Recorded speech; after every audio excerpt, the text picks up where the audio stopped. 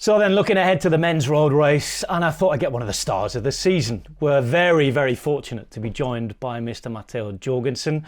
First of all, Matteo, it's been quite the year. How are you? I'm good. I'm good, Rob. Thanks for having me. So, Paris-Nice, Dwars door Vlaanderen, Dauphiné podium, Tour de France top 10, Olympics top 10. I mean, it's been quite the year. I might have missed something out as well there. No, no, you didn't leave anything out. Crazy year. I don't even believe those words coming out of your mouth, but yeah, it's pretty special. Where's it come from then? Because I think we saw you in fine form in Movistar last year, but that switch to Visma Lease bike, what's helped make those big grand strides forward this year? Great question. A million things. That's the question I get so often, but I think a lot of it's also just natural progression. Like I get better every year, I think. I hope I keep getting better, but that in combination with changes in every regard. I mean, I changed coaches, I changed nutritionists, changed work environments. We have a different principles, different philosophies here. I mean, I can't think of things that there's almost the similarities are that I'm still riding a bike and that I still go out for training every day. Other than that, I think every little thing has changed in some way. You strike me as somebody, please correct me if I'm wrong here, but you strike me as somebody who enjoys your profession. You enjoy going out training every day. It's not work to you. Definitely. I can't say it's like that every day, but Hmm. I think more days than not, I love being out on my bike. It's something that calms my brain. It's like therapeutic in some sort of way. It's like gives me a sense of satisfaction every day to complete the training. And yeah, I think what I love about this sport is just the process of getting better. That's kind of what drives me in general. So it's like kind of a perfect, like if that's what drives you, this is the perfect sport to be in because that's kind of what it's all about is just trying to make yourself better every day you can. And yeah, as long as you keep that perspective, then any failure or success kind of feeds into that. So it's just all about like, uh, getting better.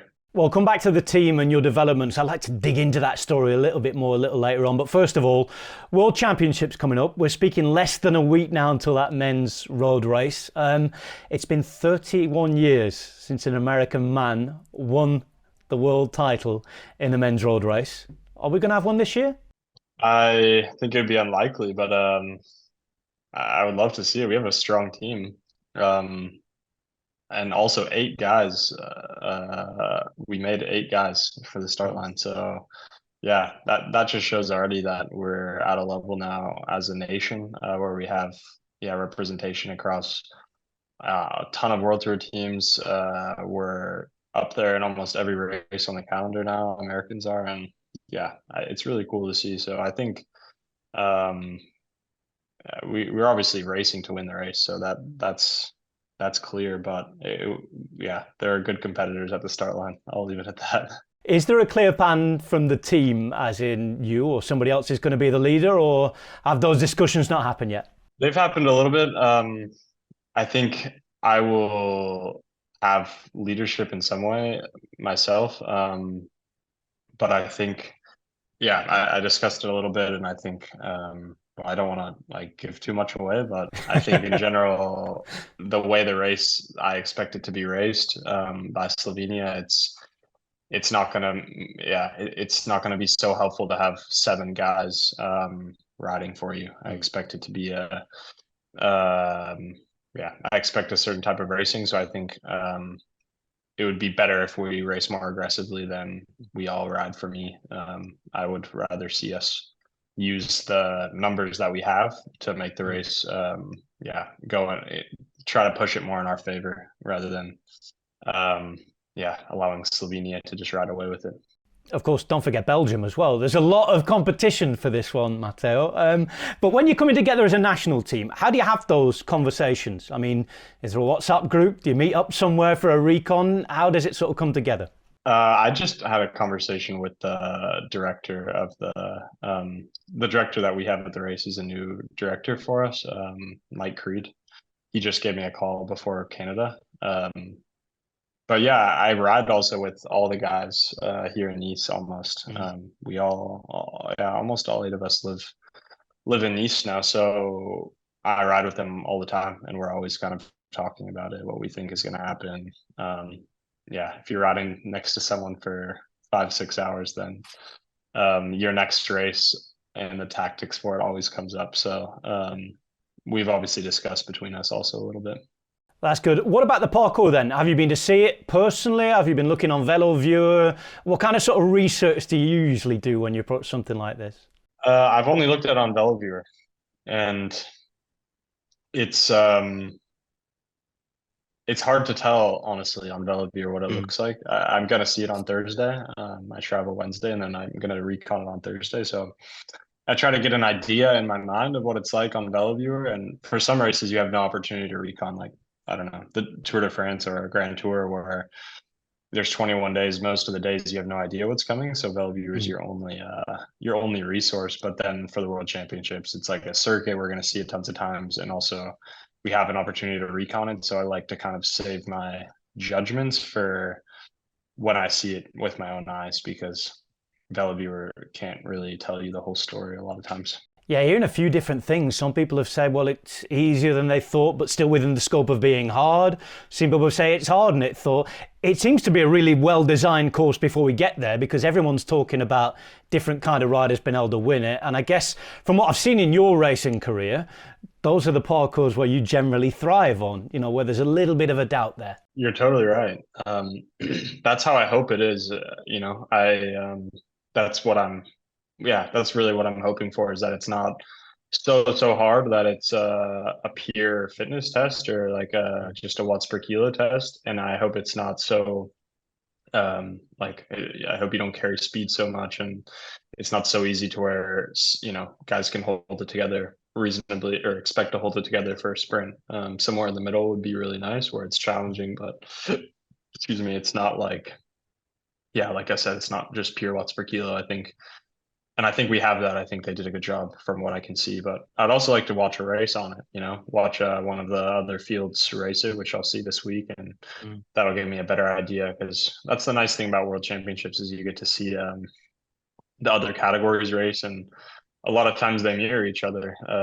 The junior men will have a racing style, and under 23 men will race the course in a way that then the pros, because we all watch anyway, and it ends up being very similar dynamics.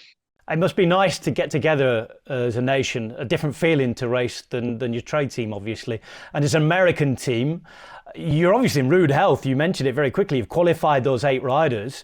What a state, an amazing state American men's cycling's in at the minute. Totally. It's cool to see it. Like, we've had some years now where I think we went through a bit of a dip, but I think recently we just have this generation of guys that was spawned on by all the American success when we were kids. And so Mm.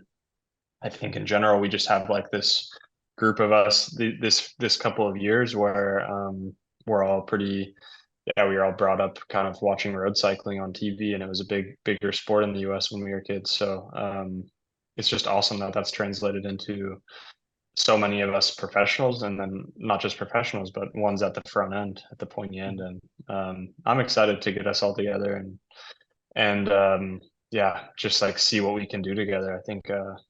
I just think it'll be a fun week. Well, we'll be excited to watch it. I mean, from a neutral perspective, it is a tremendous thing. And I know you're a big bike racing fan. We've talked about this before, both on and off the mic. How did you get into racing then? Because, of course, you're from a place called Boise in Idaho, and there's a couple of pros from that town. There must be something in the water there.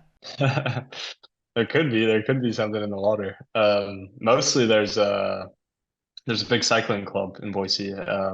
That's the thing in the US. It's not road cycling is not a big sport. So I think when you're born and raised in a place where there's a cycling club for kids your age, it does so much. And yeah, we had a club where Will Barton and I both came out of. We spent our whole childhoods riding, not only together, but then with a bunch of kids our age. And it was kind of like traditional after school sport. We went after school every day at 4. We walked over, and then yeah, we all change in a locker room together, and then we go out riding, yeah, all together in kind of the foothills of Boise. So that's what is necessary, I think, to foster cycling. You have to make it more of like a normalized sport because Mm. um, yeah, in the US, we're just, it's such a big country and it's just not that big of a sport. And if you don't have that, then you end up spending, yeah, it's just too isolating, I think, for kids to ride alone or with only their parents or something. So I was just lucky to have the birds, yeah, this club in my hometown. What's it like then when you sort of start to realise you're quite good in the US? Because I imagine that it's still quite a small community. You know, you're coming from hours and hours away on flights, never mind driving or being able to get some public transport to a sort of an event. You must all get to know each other quite closely because if it's not a big community, but the cream's always rising, you must know all the other guys pretty well. Yeah, once you get older in the sport, you end up, yeah, traveling to the races. And there's a few select races around the country that still are going to this day. And yeah, you end up getting on one of like the 3 or 4 junior teams in the US. And then yeah, you travel, and I mean it's different than I think the European experience, but there is a bonding that takes place there too, where you're traveling with a bunch of guys on the road in a completely, across the US. I think about it as a completely foreign place. If I go to a race in Atlanta in the south of the US, it's a totally different environment and place and even accent than where I'm from. So I think in some ways it's similar maybe to the European junior teams where yeah, you're kind of getting some camaraderie because you're on the road together. And yeah, that's also cool. I'm still like my roommate here in Nice and Will, and yeah, all these kids, we traveled together and we went also to Europe together. So that's all bonding experiences that um we still share to this day.